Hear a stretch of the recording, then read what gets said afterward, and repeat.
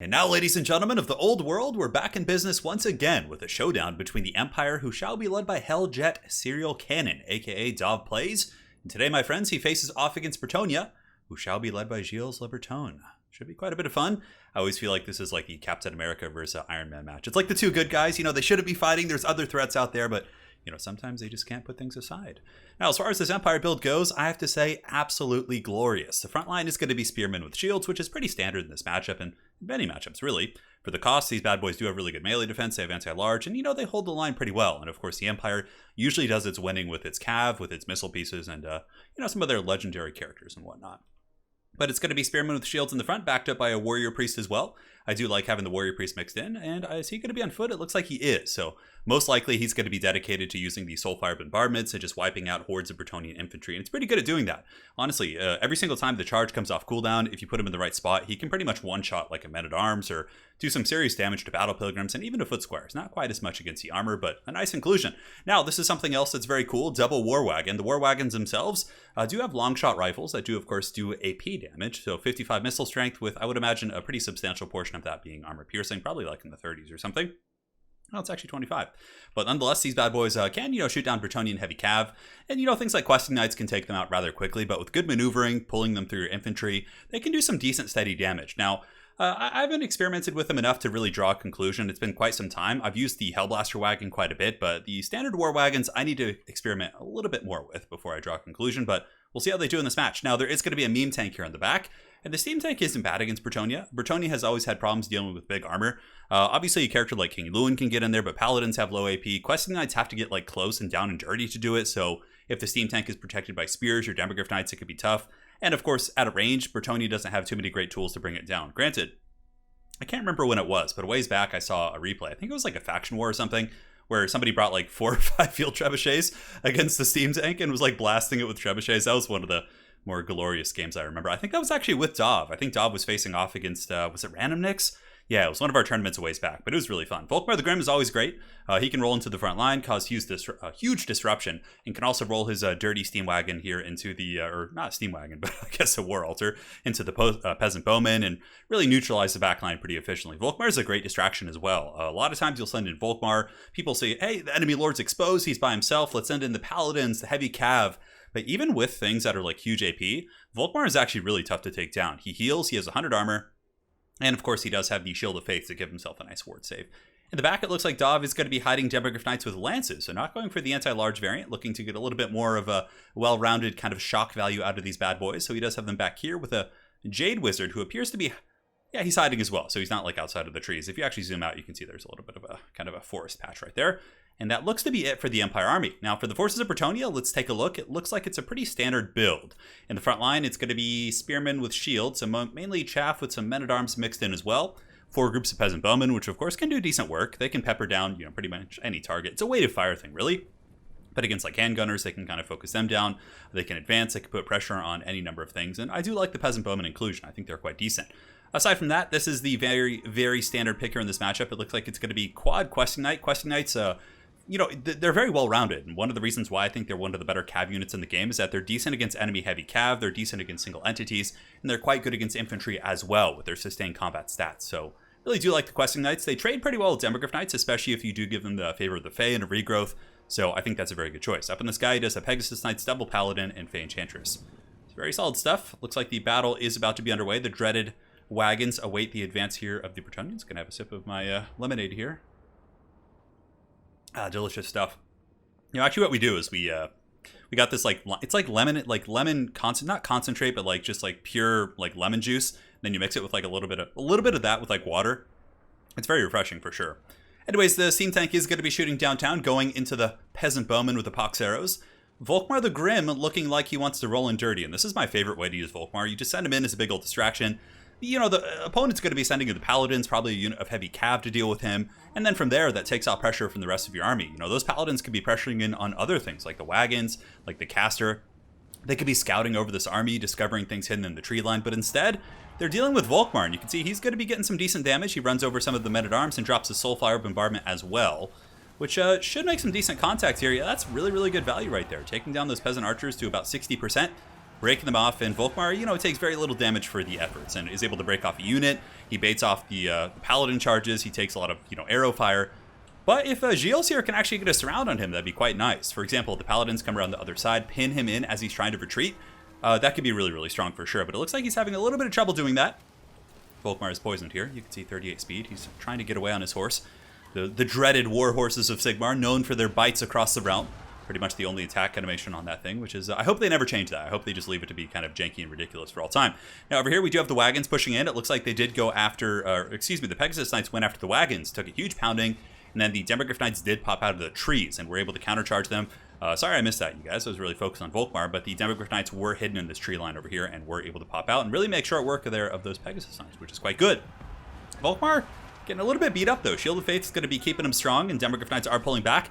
War Wagons actually being used to break the charge there of those Questing Knights. Now, they're going to be taking some heavy damage for sure.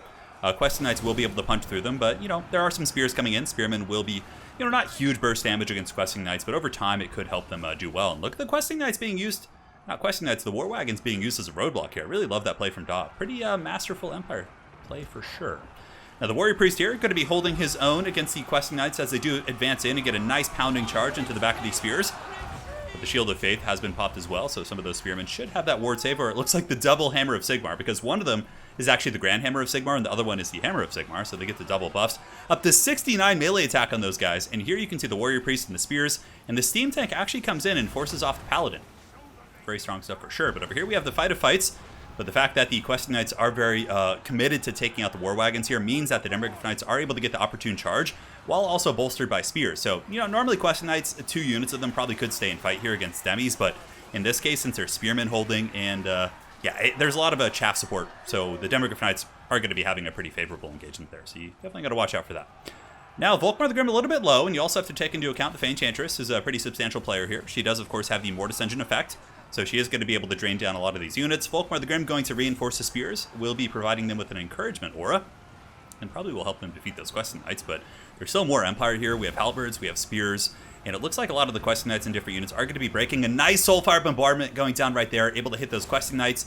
And man, these spearmen really holding quite well, but it looks like they're about to break. Fey Enchantress coming over as well, and that will trigger the rear charge penalty. Balance of power is pretty favored for the Sigmarites right now, even though the center mass looks a little bit kind of tough for the Empire, like here and here, right? There's still a lot of Empire reserves. Stav has some halberds, he has spears and spears. Bretonnia has a fair amount of reserves as well, but that Steam Tank is going to be an absolute nightmare to bring down. If there's not Questing Knights and or, the Paladins in good health to bring down the Steam Tank, it is going to take 45 minutes to bring that bad boy down. Over here we have another pit fight. Volkmar the Grim getting a little bit danger low. He's not close to his healing cap, though, so as long as he is able to survive here, he should be okay. Demogryph Knights are in sustained combat against a Paladin, Fey Enchantress. It looks like some beat-up Questing Knights, but there's Halberd support coming in as well. Going to be taking the charge there from those Questing Knights. It looks like he might have gotten the brace in time. The Shield of Faith does go down as well, which is going to be giving them ward save against the pressure. The one thing Halberds don't want to be fighting is enemy chaff units. They have very slow attack animations and are very, very bad at crowd clearing, but nonetheless, it is holding the front. Some of the Questing Knights here for Gilles are able to jump on top of the Steam Tank, which is a good play. Peasant Bowmen, honestly, I think the Peasant Bowmen at this point probably should get all their firepower and either go into the Demogryph Knights. I don't know, the Steam Tank's a tricky one. Do you leave that for last and just try and grind it out? Maybe. But I think if you could take out the Steam Tanks, not Steam Tanks, but the Demogryph Knights here, that would be pretty big.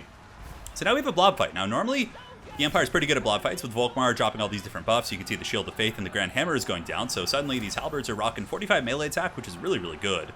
They're going to be able to poke down this Paladin pretty efficiently. 891 right here. It looks like Paladin does have a little bit of chaff support. There are a couple of brave men-at-arms kind of holding by his side, but, excuse me, he's starting to take some substantial damage, so he's definitely going to want to get out of there. But what I was going to say is that the Fey Enchantress with her Mortis Engine effect is going to be huge here.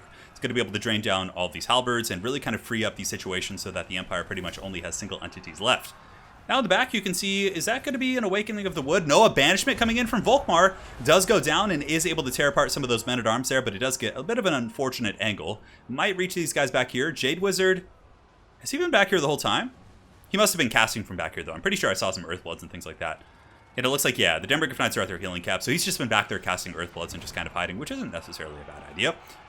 But it looks like the Empire is able to win this engagement. The Volkmar pressure plus the Warrior Priest plus the Steam Tank Terror and also the Halberds with the, they're better than Men-at-Arms, basically. So they're able to help win that fight against all the Bretonnian mass. It forces the Bretonnian mass back, and though the draining effects from the Fey Enchantress have been somewhat effective here, they're not going to be super good against a Warrior Priest. And Volkmar, of course, probably will beat Fey Enchantress in combat pretty handedly. And the Warrior Priest, or the Steam Tank. Imagine the Steam Tank being rode by a Warrior Priest. But here they're able to push back to Enchantress, who's now broken. And it looks like it's going to be an Empire game. I don't see too much left for Bretonnia. I mean, yeah, they have a lot of stuff kind of running around the battlefield, but they're just a couple very tattered, archers and things like that.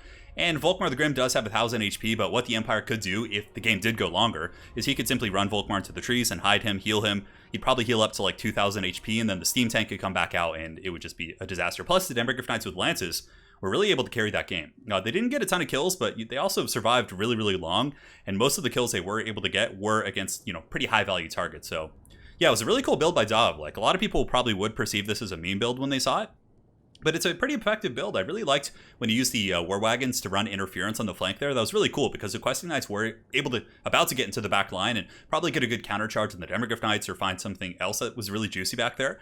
But the War Wagons, of course, pretty good mass, decent, armor at least. I mean, granted, Questing Knights have super good AP, but they held it. They allowed some spears to come in, some halberds. I think Bretonnia maybe had a slight mistake of leaving their engagement over there too long. Maybe they shouldn't have committed. They had the better mobility. I think too many of their cav units committed to one engagement, and then that allowed the Empire to win other aspects of the battle. But yeah, it was a really fun match, man. I love seeing the steam tank in action, the War Wagons, Demis with lances.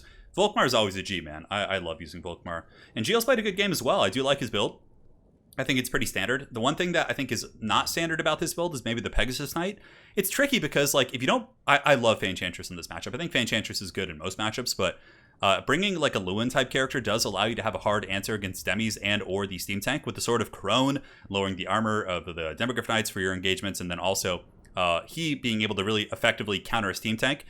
What's his name? Lewin is also a super hard counter against Volkmar. Like, Volkmar cannot hold a candle to Lewin in a duel, so that's something to think about for sure. But I do love the double Paladin. Maybe you just go with like Lewin, a single Paladin, and then like a Damsel of Life. You cut the Pegasus Knights and just fill out with like more kind of a Knights Errant, things like that. I don't know, it's a tricky one for sure, but it was a very well-played game. Gilles is probably a much better Bretonnian player than I am, but this is just kind of my observation. So hopefully you guys really enjoyed this Empire vs. Bretonnia showdown. Big thanks to Dob Plays for sending in the replays to keep me going while my old hand heals up. It's getting better slowly but surely, guys. I think probably, I don't know when this replay goes up, but I guess today is the 30th of July when I'm casting this. I'm guessing like a week and a half. Like, I think in a week I'll be able to like stream, like, do like a 2 or a 3 hour stream where I cast like a tournament. I won't be able to play myself terribly efficiently, but I think after that, maybe like a week and a half, 2 weeks from now, I should be able to start playing myself again, and I'm really looking forward to it. So it's coming along nicely.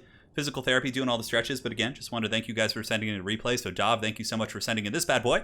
If you guys haven't seen Dov's YouTube channel, please do make sure to check him out. He's a great guy. An ace here in the multiplayer community, and yeah, there'll be a link in the comment section below if my old senile brain remembers to do so. All right, guys, thank you for watching. Hopefully you enjoyed this Empire vs. Bretonnia game, and we'll see you on the other side. Take care.